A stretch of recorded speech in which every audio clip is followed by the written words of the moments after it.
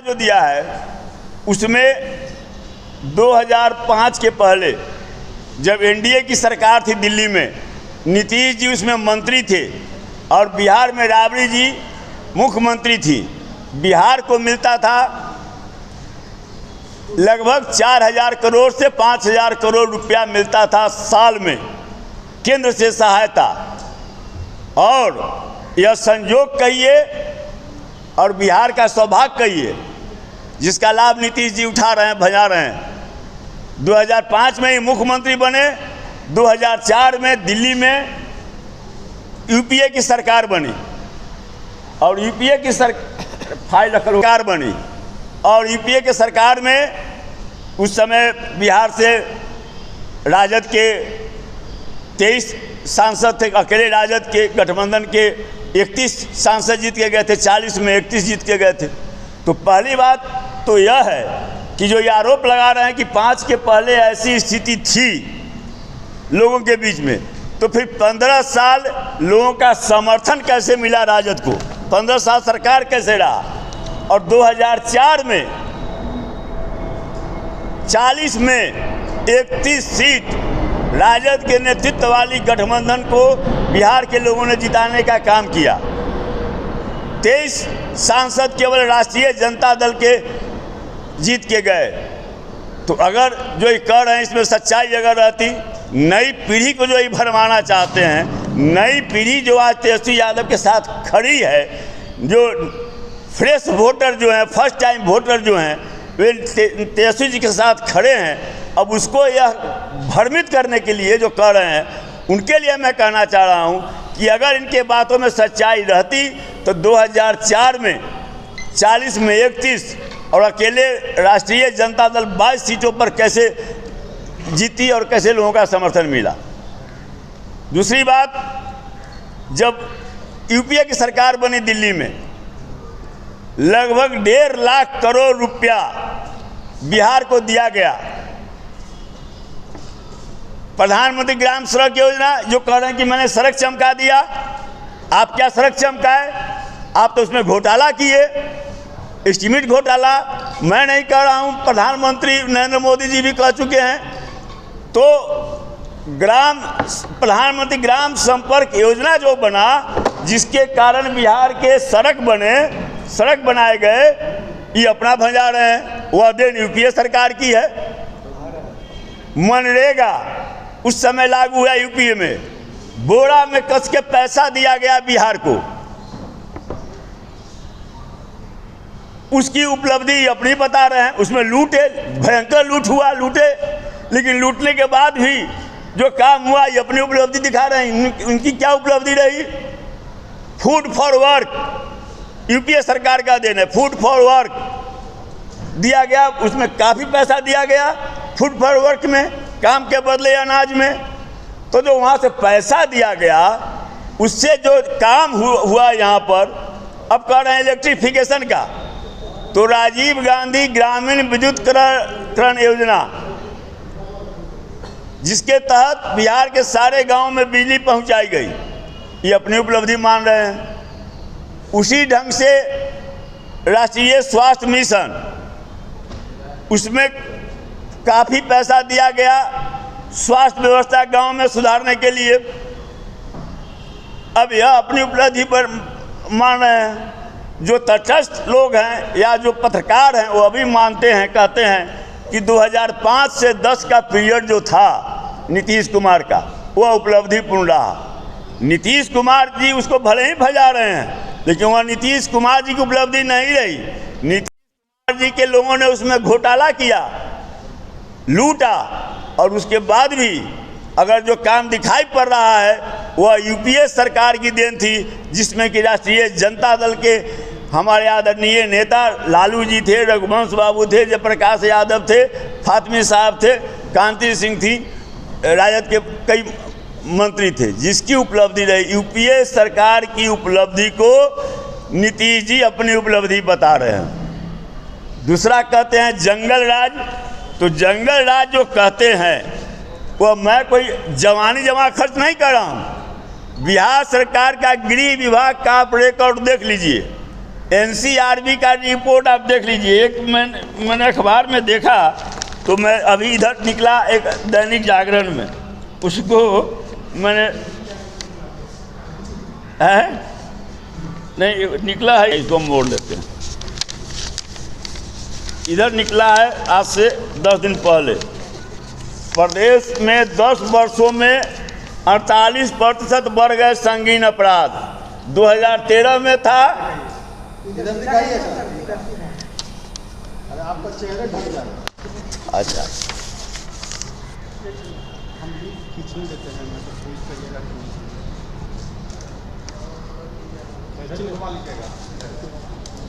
खींच ले तो लोग इतना।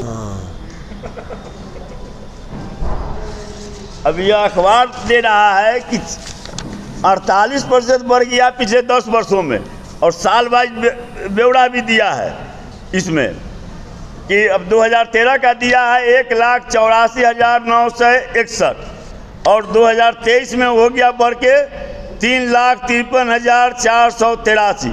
क्रमिक ढंग से बढ़ते गया है उसमें। हाँ, स्टेबल कहाँ पर है, तो बीच में जो 2 साल लगभग 1.5 साल के लगभग 2015 में जो राजद के साथ सरकार बनी, उसमें जो है आप देखिएगा कि उसमें जो है सो 2015 में है 1,95,397, और 2016 में है 1,89,681। कम गया, राजद के साथ है जब सरकार बनाए तो कम गया, और जब वही 2 साल बकिए जो है सो लगातार बढ़ोतरी होती रही है। ऐसे भी 2005 में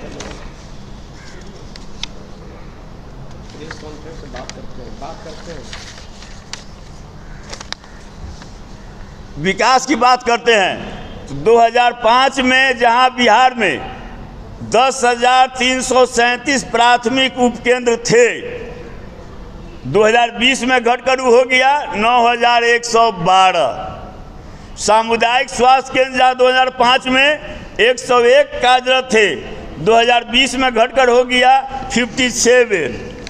2005 में जहाँ प्राथमिक स्वास्थ्य केंद्र 1,648 थे, वही जो तो 15 वर्ष में 15 वर्ष में मात्र 54 का वृद्धि हुआ।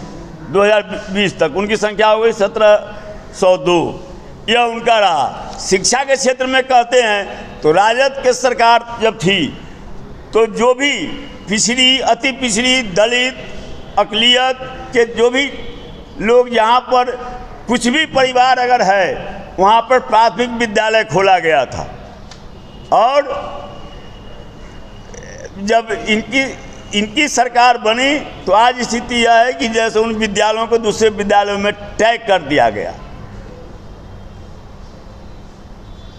अब शिक्षक बहाली पर ही कर रहे हैं, तो राजद शासन काल में यह प्रक्रिया थी कि जो सीट वैकेंट होता था, शिक्षक के नहीं है, किसी भी विभाग में जो सीट वैकेंट हुआ, रिटायर जो हुआ, नियमित प्रक्रिया से उसमें बहाली की प्रक्रिया चलती रहती थी।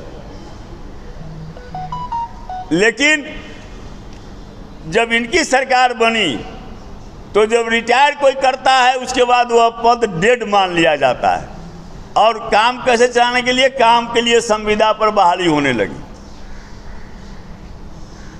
तो चाहे नियुक्ति का मामला हो, विकास का मामला हो, हर मामले में, लेकिन एक प्रोपगंडा इन लोगों का रहा है। प्रोपगंडा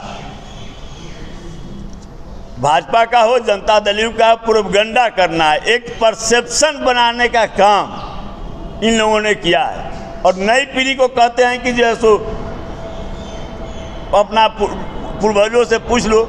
यह भी कहना चाहिए कि नई पीढ़ी को कि पूछ लो कि पहले जो है तुम्हारे पूर्वज खटिया पर बैठते थे, पिछड़ों को, अति पिछड़ों को, दलितों को बताना चाहिए उसके नौजवानों को कि अपने पूर्वजों से पूछ लो कि जो है सो वोट लोग जाता था देने के लिए, तो जो है सो यह नहीं कहेंगे, लेकिन झूठ मूठ कहेंगे। सारे चीज़ आंकड़ा है, मैं जमा खर्च नहीं कर रहा हूँ। जनता दल के प्रवक्ता के समान कि हाँ साहब इतने लोगों को नौकरी दिए, 2005 के बाद कितने इंजीनियर की बहाली हुई, कितने डॉक्टर की बहाली हुई, कितने कॉलेज प्राध्यापक की बहाली हुई, कितने विश्वविद्यालय प्राध्यापक की बहाली हुई? एक भी नहीं, जीरो जीरो। और आप उठा कर देख लीजिए कि बने जो है सो राजद शासन काल में जितने भी, जब लालू यादव मुख्यमंत्री बने, जितने भी MBBS धारक थे, एक तरफ से सारे MBBS धारकों को नौकरी दिया गया। जितने भी डिप्लोमा होल्डर या जो है सो ग्रेजुएट टेक्निकल बीटेक किए हुए थे या ग्रेजुएशन किए हुए थे, इंजीनियरिंग में ग्रेजुएट थे, सब लोगों को नौकरी दी गई। लगातार बहाली होती रही और ये जो है सो माने कहते हैं उसको। लेकिन कारण यह है कि 17 महीने में जो तेजस्वी जी का जो एक अभूतपूर्व ऐतिहासिक उपलब्धि रही है, उससे इतना ही लोग परेशान हो गया है। तो कोई जो है सो धर्म के नाम पर, कोई कुछ के नाम पर, और उसके बाद में अरे आप 2024 है, बात आप कर रहे हैं 2004 और 5 का, आज का ना बात कीजिए कि 32 घोटाला गिनाए थे, नाम ले लेके फलना घोटाला 32 घोटाला का नाम उन्होंने बताया था। तो घोटाला किए, एस्टीमेट घोटाला, तरह तरह के घोटाला किए। तो UPA सरकार का जो योगदान था उसको ही अपना योगदान बता रहे हैं। तो 2005 के बाद क्या, 2009 के बाद क्या हो गया, 2009 के बाद 2014 के बाद क्या हो गया? 2014 के बाद तो उनको मैंने बताना चाहिए कि 2014 के बाद क्या हुआ। जब UPA की सरकार चली गई तब फिर क्या हुआ?